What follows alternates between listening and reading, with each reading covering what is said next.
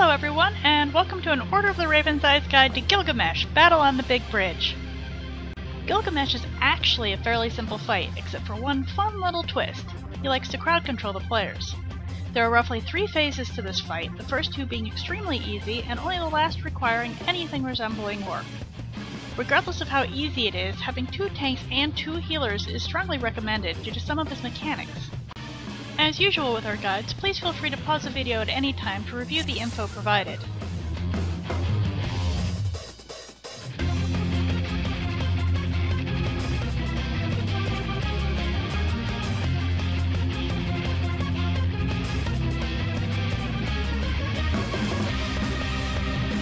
Phase 1. One or both of your healers can go cleric stance for this. Minimal healing is required as long as you have a competent group, though do keep your eyes open. Tanks, ideally, should have him mid to just off center to ensure people have room to run around him without getting hit by his AoEs.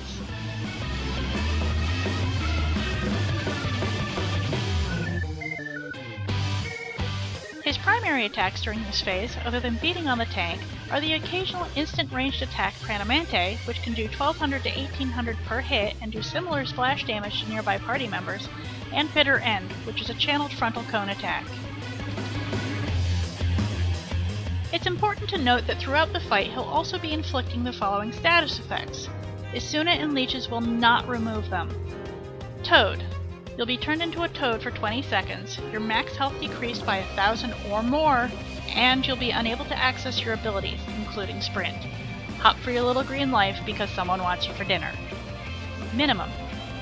You'll be shrunk in size for 20 seconds and be afflicted with heavy, and Gilgamesh will want to chase you down and spam Bitter End at you.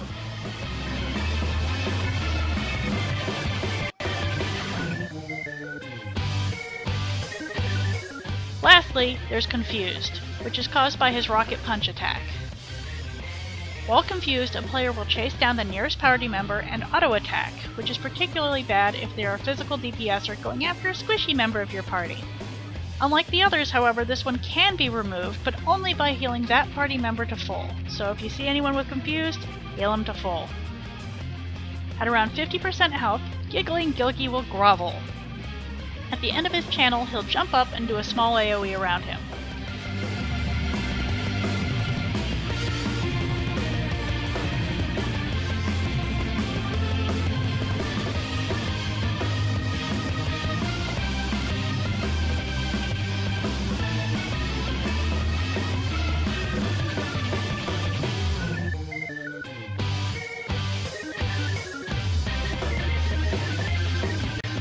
At about 40%, he'll drop a bomb and run away. Avoid the bomb and go after him. This leads into Phase 2. For Phase 2, you leave the boss arena and head through a hallway clearing 2 groups of trash mobs. There's a total of 6 mobs. There are 2 battlers and 1 Hipposurf in the first group, and 1 battler and 2 Hipposurfs in the second. You can pull the groups one at a time, or, if better geared, or hate your healers, like us, take both groups. Just avoid their AoEs as you burn them down, or you'll wind up stunned.